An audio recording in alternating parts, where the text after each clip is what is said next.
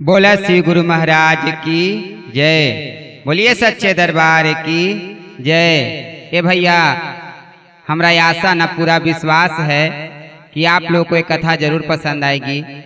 आप लोग इस कथा को सुनिएगा और जानिएगा कि सावन के महीने में शिव गुरु भिखारी बन करके गांव में क्यों आए थे। भैया, एक रहस्यमयी शिव कथा है, आप लोग ध्यान से सुनिएगा। उस गांव में ऐसा क्या छुपा हुआ था कि शिव गुरु को मजबूर हो करके उस गांव में भिखारी का रूप धारण करके आना पड़ा था। उस गांव में ऐसा क्या रहस्य छुपा हुआ था कुआं में, जो शिव गुरु को भिखारी का भेष धारण करना पड़ा और उनको आना पड़ा। आप लोग कथे में बने रहिएगा तभी जान पाइएगा। भैया, सावन का महीना था भैया, शुरू हो चुका था सावन। आसमान में काले बादल थे, लेकिन बरसात जैसे उस गांव से रुठ गई थी। उस गांव में वर्षा हो ही नहीं रही थी। पता नहीं क्या कुदरत का करिश्मा था। उस गांव में बादल तो थे लेकिन बरसात नहीं होती थी। गांव के बीचों बीच एक बहुत पुराना शिव मंदिर था भैया। कहते थे कि उस मंदिर के नीचे एक ऐसा रहस्य छिपा है कि जिसे गांव के बुजुर्ग भी किसी बात से बताने से डरते थे। वहां के जो बुजुर्ग लोग थे भैया, वो लोग भी बताने से डरते थे। ऐसा क्या रहस्य है उस गांव में जो लोग बताने से भी डरते थे। कथा में बने रहिएगा भैया, तभी आप लोग जान पाइएगा कि आखिर उस गांव में था तो क्या था। मंदिर के ठीक पीछे एक पुराना कुआं था भैया। कभी उस कुएं का पानी पूरे गांव का प्यास बुझाता था। कभी उस कुआं से सभी लोग पानी भरते थे, प्यास बुझता था, पूरा गांव का लोग ले जाते थे पानी। लेकिन पिछले कई वर्षों से वह कुआं पूरी तरह से सूख चुका था भैया। उस कुआं में कई वर्षों से पानी नहीं आ रही थी। पता नहीं उस गांव में क्या ऐसा रहस्य था जो उस कारण से गांव में अकाल ही अकाल आ रही थी। गांव वाले उस कुआं को जानते हैं भैया, गांव वाले उस कुआं को अब शगुन मानते थे। सावन के पहले सोमवारी के दिन गांव के लोग मंदिर में जल चढ़ाने गए। सभी लोग पहुंचे जल चढ़ाने के लिए। पहला सोमवारी था, सावन का महीना था। उसी समय मंदिर के बाहर एगो भैया अजीब सा भिखारी दिखाई दिया। मंदिर के बाहर एक अजीब सा भिखारी दिखाई दिया। सभी लोग उस भिखारी को देख कर के चंभा काट रहे थे। करे बाबा कहाँ से आए हैं, कौन हैं, क्या इनका नाम है, क्या घर है, क्या भुलायल बाबा आ गए हैं। तरह तरह के बात सवाल मन में लोगों को वहां पर उठने लगी। वो बाबा का जो उम्र था उसका कोई अंदाजा नहीं लगा रहा था। वो बाबा का जो उम्र था भैया, कोई अंदाजा नहीं लगा रहा था कि बाबा कितने बरस के हैं। सभी लोग सोच में पड़े हुए थे कि बाबा बहुत जुलजुल हैं, बहुत पतला हैं। लेकिन पता है भैया, वो बाबा के लंबी जटाएं थी, शरीर पर फटे हुए कपड़े थे और हाथ में एक पुराना कमंडल था। वह किसी से भीख नहीं मांग रहे थे। वो शिव गुरु के आगे बैठे हुए थे, लेकिन किसी से वो भीख नहीं मांग रहे थे। बस मंदिर के दरवाजे पर बैठ करके शिवलिंग की ओर देख रहे थे और बाबा को सिर्फ निहार रहे थे। जो शिवलिंग में मंदिर में था उसको देख करके वो निहार रहे थे केवल मंदिर को। कथे में बने रहिएगा भैया, तभी जान पाइएगा आप लोग कि आखिर इस गांव में रहस्य था तो क्या था। गांव के मुखिया ने उनसे देखा और कहा, वो पंडित जी बाबा को देखा मुखिया वहां का, तो बोला कि बाबा यहाँ क्यों बैठे हो, आगे किसी गांव में चले जाओ। वहां जाओगे तो तुमको कुछ खाने को मिलेगा, आपको पीने के लिए मिलेगा। यहाँ मंदिर के पास बैठे हो, इससे अच्छा है बाबा कि आप अगले गांव देखो, आगे कुछ आपको मिलेगा। भिखारी ने धीरे से मुस्कुराया और कहा, भैया मैं आगे जाने नहीं आया हूं, मैं तो उस घर को खोजने आया हूं जहाँ शिव का नाम अभी भी सच्चे मन से लिया जाता है। उस भिखारी ने कहा, भैया कि मैं आगे जाने के लिए नहीं आया हूँ, मैं तो उस घर को खोजने आया हूँ कि जहाँ आज भी सच्चे मन से शिव गुरु का नाम लिया जाता है। जानते हैं भैया, वहाँ मुखिया को उसकी बात ना बहुत अजीब सी लगी। मुखिया को कुछ समझ में नहीं आ रहा था कि बाबा आखिर कहना क्या चाहते हैं, उनको कुछ समझ में नहीं आ रहा था। मुखिया जी ने फिर पूछा, तुम्हें क्या चाहिए बाबा? आप कुछ तो बताइए, आपको क्या चाहिए, आप क्यों आए हैं? वो बाबा जो भिखारी के रूप में बाहर बैठे हुए थे, भिखारी ने मंदिर के पीछे परे सूखे जो कुआं था उनकी ओर देखा और कहा, मुझे कुछ न चाहिए, बस उस कुएं के पास एक बार फिर हमको देखना है। वो कुएं के पास हमको जा करके एक बार देखना है, सिर्फ यही चाहिए हमको यहाँ पर। गांव वाले हंसने लगे, सभी लोग हंसने लगा। मंदिर में जितना लोग जुटे हुए थे सभी लोग हंसने लगे। सभी लोग सोच में पड़ गए, अरे वो कुआं सूखा है, बरसों से सूखा हुआ है, लेकिन बूढ़ा का दिमाग सठिया गया है, लगता है कि ये कुआं देखने की बात कर रहा है। सभी लोग हंसने लगे। बाबा को फिर भी गुस्सा नहीं आया। बाबा चुपचाप से देख रहे थे सब लोग का हंसी। सब लोग जितना जो बुझाया मजाक उड़ाया, जितना हुआ उनको बाबा को लोग बोला। एक आदमी बोला, बाबा वह कुआं कई साल पहले सूख पड़ा है, वहां अब कुछ नहीं है। जो वहां कुआं की आप बात कर रहे हैं बाबा, वो कुआं कब का सूख चुका है, वहां कोई कुआं में अब कुछ नहीं रह गया है। भिखारी ने कहा, कुछ नहीं है या तुम लोगों ने देखना छोड़ दिया है?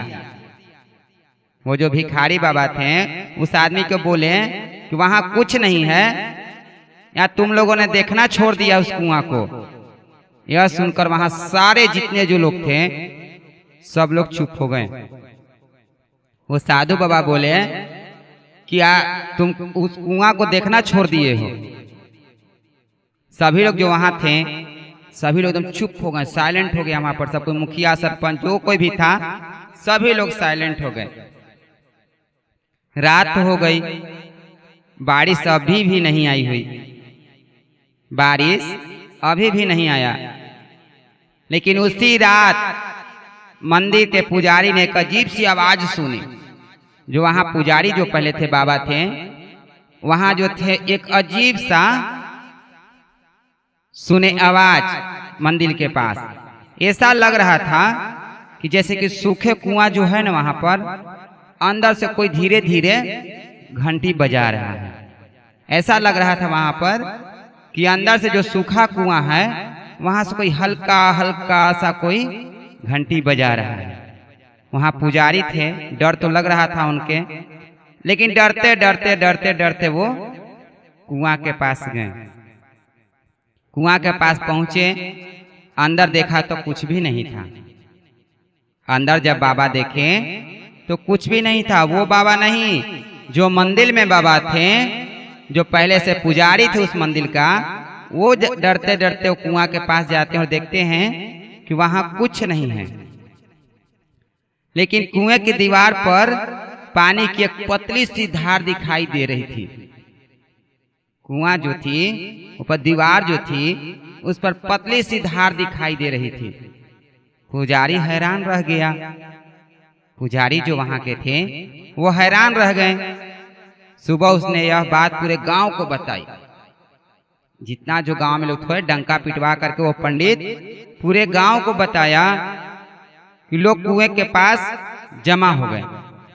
सभी लोग कुएं के पास जमा हो गए।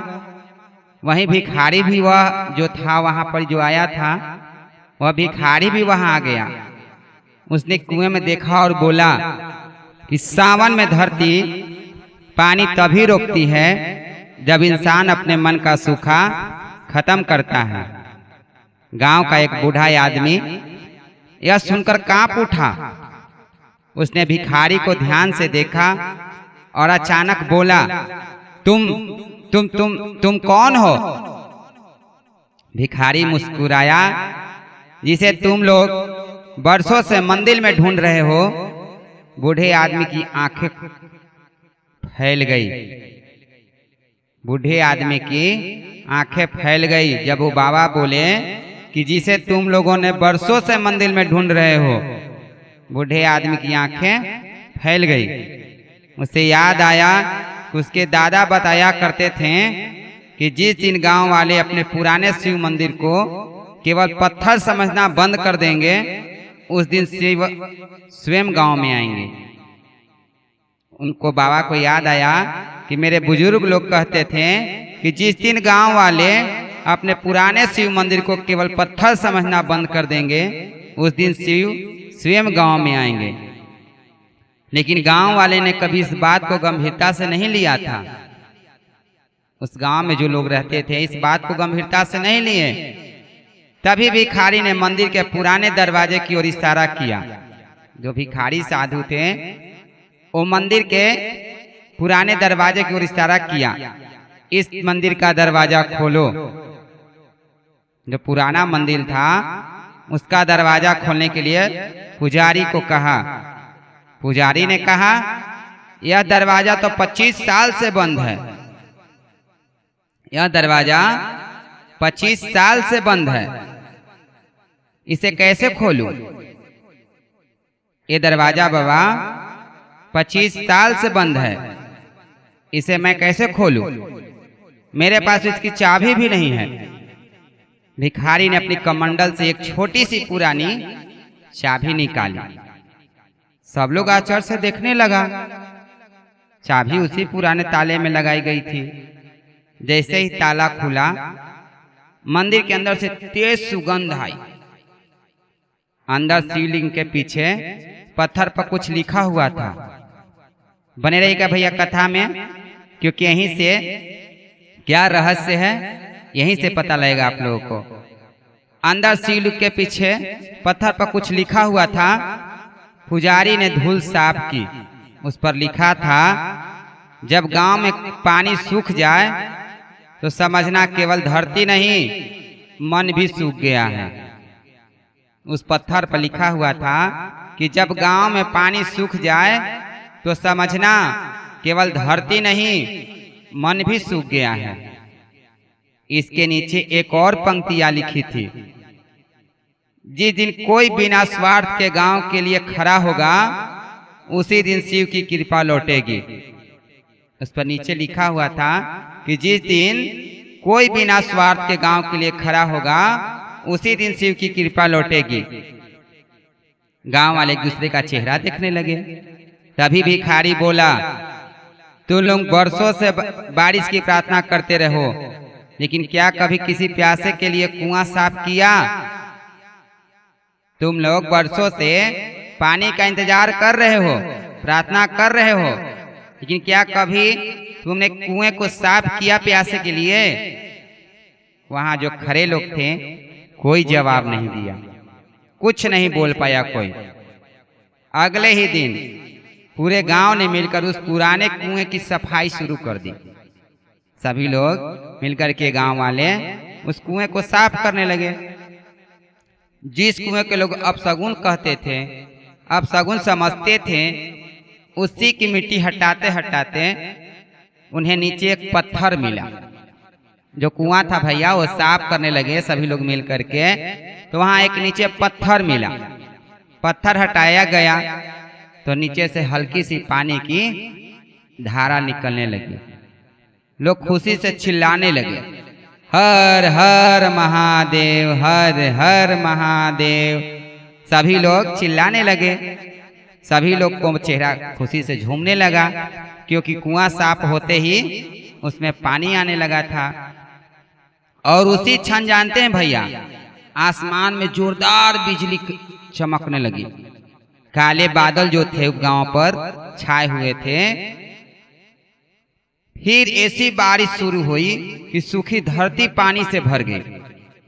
लोग मंदिर की ओर दौड़े, लेकिन वह भिखारी वहां नहीं था। जब सब कुछ हो गया तो सब लोग भिखारी को खोजने गया, तो बाबा जो आए थे वो नहीं थे वहां। उनका जो कमंडल था, मंदिर के जो था वहां पर जो मंदिर, उसके सीढ़ियों पर रखा था। जो वहां सीढ़ी थी भैया, उस पर वो कमंडल रखा हुआ था। पुजारी ने कमंडल उठाया तो उसके अंदर जल भरा था और जल के ऊपर बेलपत्र तैर रहा था। जब पुजारी कमंडल उठाया भैया, तो जल के ऊपर बेलपत्र तैर रहा था। तभी मंदिर के सीलिंग पर अपने आप जल की धारा गिरने लगा। गांव के बूढ़े व्यक्ति की आंखों से आंसू निकल पड़े। उसने हाथ जोड़ करके कहा कि हम समझ नहीं पाए कि भोलेनाथ आप भिखारी बनकर हमारे बीच आए थे। वो बूढ़े बाबा जो गांव के थे, जिनको समझ में नहीं आया रहा था, जो पूछे थे उनसे कि आप कौन हो, वही बाबा के ध्यान में आता है कि हम समझ नहीं पाए भोलेनाथ कि आप भिखारी बनकर हमारे बीच आए थे। तभी मंदिर की घंटी अपने आप बजने लगी और सबको ऐसा लगा कि जैसे भीतर से आवाज आ रही हो। मैं कभी भिखारी बनकर नहीं आता, मैं तुम्हें याद दिलाने आता हूँ कि जिसे तुम छोटा समझते हो उसे भी मेरा ही अंश है। बाबा का कहना था अंदर से कि जिसे तुम लोग छोटा समझते हो उसमें भी मेरा ही अंश है। उस दिन के बाद गांव वाले ने एक नियम बना लिया, सावन में केवल मंदिर में पूजा नहीं करेंगे, बल्कि गांव के कुएं, तालाब, रास्तों को भी सेवा करेंगे, सबको साफ करेंगे। क्योंकि उन्हें समझ आ चुका था किसी को केवल जल चढ़ाने से नहीं, शिव की बनाई धरती और उनके जीवों को सेवा करने से भी शक्ति पूरी होती है। और कहते हैं आज भी उस गांव में सावन की पहली बारिश से पहले मंदिर के बाहर के एक बूढ़ा भिखारी दिखाई देता है। आज भी जब सावन का पहला सोमवारी आता है तो आज भी उस गांव में बाबा दिखाई देते हैं। वह किसी से कुछ नहीं मांगता, बस मंदिर की ओर देखता और मुस्कुराता और फिर अचानक कहीं गायब हो जाते हैं। शायद वह आज भी देखा ही करते हैं किसके मन में शिव बसे हैं और किसके मन में केवल शिव का नाम है। बोलिए हर हर महादेव की जय। बोलिए सच्चे दरबार की जय। ओम नमः शिवाय। हर हर महादेव की जय। ए भैया, अगर कथा अच्छा लगा हो आप लोगों को तो आप लोग कमेंट को, हमारे चैनल को सब्सक्राइब और हर हर महादेव जरूर लिखिएगा। बोलिए प्रेम से सच्चे दरबार की जय।